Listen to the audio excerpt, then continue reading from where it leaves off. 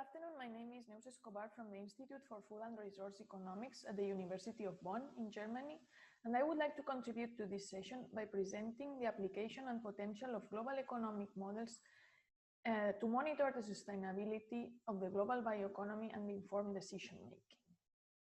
Specifically, this video will focus on CGE-Box, a user-friendly toolbox which is being developed at our institute.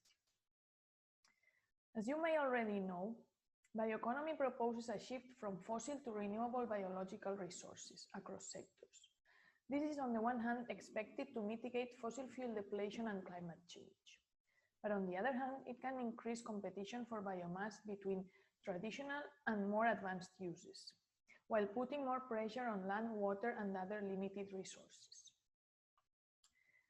This is why governance needs monitoring tools for the bioeconomy to effectively contribute to global sustainability. And these tools should simultaneously consider, first of all, increasingly globalized trade in agricultural commodities, but also price-mediated land substitution from one use to the other, what we call land use change, which occurs on a global scale.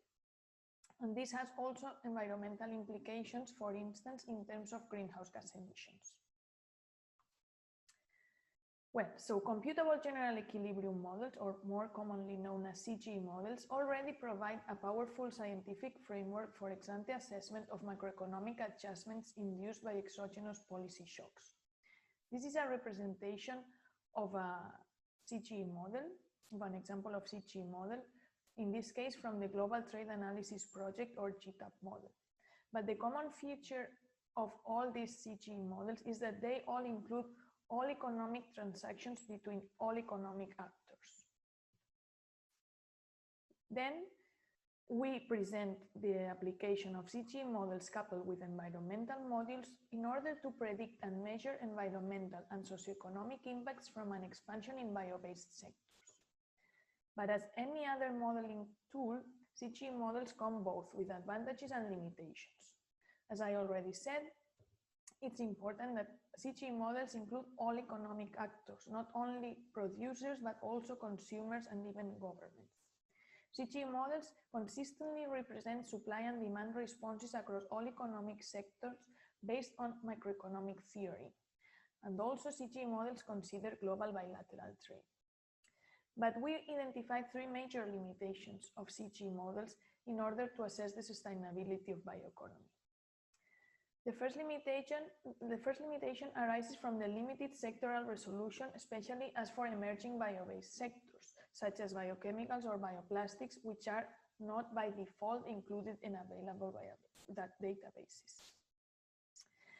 The second limitation arises from the fact that biophysical extensions are still under development and mostly focus on land use change and associated greenhouse gas emissions. The third issue is that results are driven by many parameters and assumptions, which translates into uncertainty in model outcomes. So let's see how CGE-Box can help us to overcome these three limitations. CGE-Box is a flexible, extendable, modular, and open source tool for CGE analysis, which comes with a graphical user interface.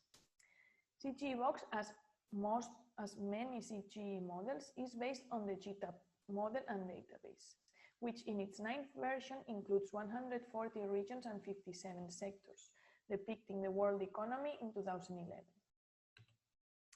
As for the first limitation, CGE-Box allows including modules to split new sectors from existing ones in the database, based on relative output shares, while also these models can also be used to introduce subnational resolution if necessary. Another important feature is that CGE-Box allows implementing extensions to capture substitution between production factors such as land and other inputs in physical units, which is crucial for the consistent estimation of environmental impacts.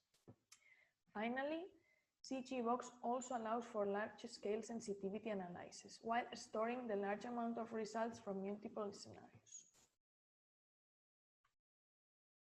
With this, I would just like to present an example of application of CGE-Box, in this case to measure environmental and socioeconomic impacts of increasing bioplastic production in major bioplastic producing regions, namely United States, Brazil, EU, China, and Thailand. In this case, we simulate an increased bioplastic production in each region at a time by introducing a production subsidy. This means that with the production subsidy, which adjusts endogenously in each simulation, bioplastic production should increase to deliver the expected bioplastic supply. In this case, to replace 10% of the market share of the total plastic market with bioplastics. And this is how the simulation would look in CGE-Box. This is how the interface looks like. First, we need to prepare and load the data. Here's the data. In this case, this database relies or departs from the GTAB9 database, but we have already split bioplastics from the original chemical sector. Here is where we introduce the shock we want to simulate, in this case, the production subsidy. Here, we select the extensions we want to use to obtain the desired outcomes.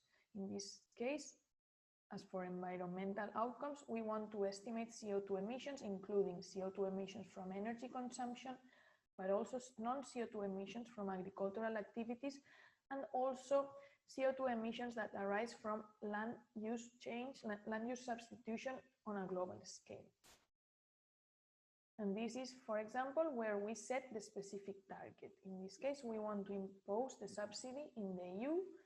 This is the level of the target to replace 10% of the market, and these are the values for other two key parameters that may be relevant for the sensitivity analysis. So, in order to run the simulation, we should press here start, but since this would take a few minutes, I would rather show you the results for a comparative assessment of the impacts generated by the 10% production target in the EU relative to an economy or to a scenario where there's no mandatory increased bioplastic production. So of course, CGE-Box delivers many model variables, but I would like to focus on the land use change outcomes, which can be displayed as maps, which can be in turn customized. So in this case, we want to display the percentage difference between the scenario with increased bioplastic production relative to the baseline, the base scenario, or the business as usual scenario. And this is, for example, where we can see the land use changes in terms of cropland area expansion. We see that when we increase bioplastic production in the EU, there's a relative increase in cropland area across the northern hemisphere, but not only in Europe and neighboring countries, but also in other regions that presumably export grains for Europe to meet its demand for bioplastic feedstock. And this involves South America and Sub-Saharan Africa.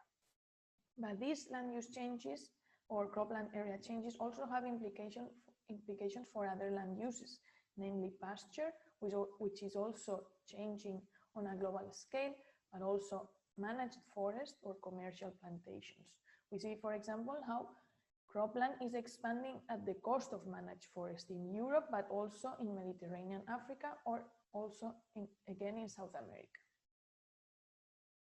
And this CGE-Box also includes data to predict changes as for primary or unmanaged forest.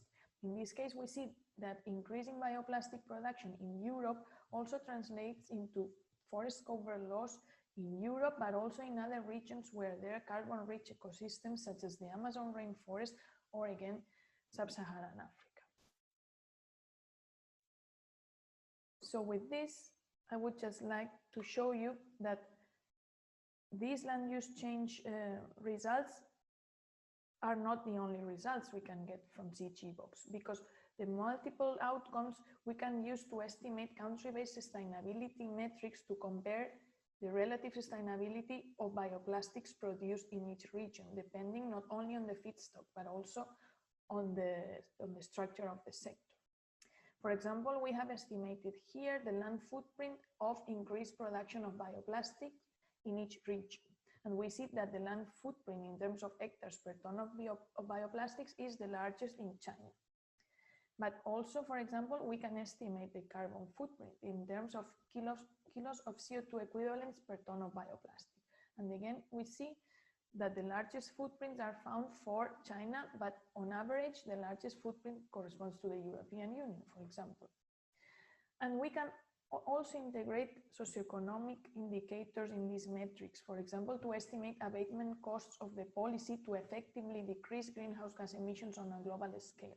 And we see that abatement costs only exist for Thailand, because this means that in Thailand, increasing production of bioplastic, in this case, based mainly on cassava and sugarcane, can effectively decrease global greenhouse gas emissions, while in the other regions, abatement costs are negative, which implies that even if we increase bioplastic production, greenhouse gas emissions would be increasing globally, mainly due to the land use change effects discussed before.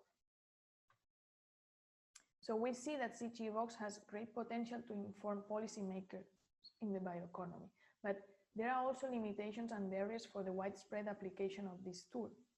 The first limitation comes from the need for data and production capacities to split those new sectors, because those new sectors in the bioeconomy are usually new, strategic, and data is confidential.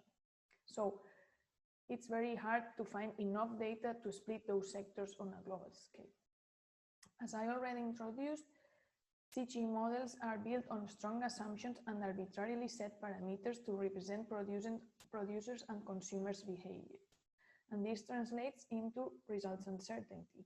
In order to increase the robustness of the results, we can always carry out large-scale sensitivity analysis. The problem is that the more outcomes we have, the less straightforward it is to communicate and interpret the results, which hinders policymaking.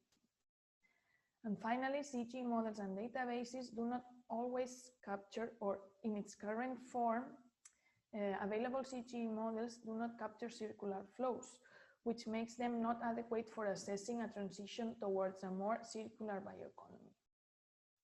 So I hope you have enjoyed my presentation. Thank you very much for your attention. This is the link where you can access CGE-Box, and you can indeed download it because it's open access. So I hope you find this interesting and you could apply this tool for your own interests.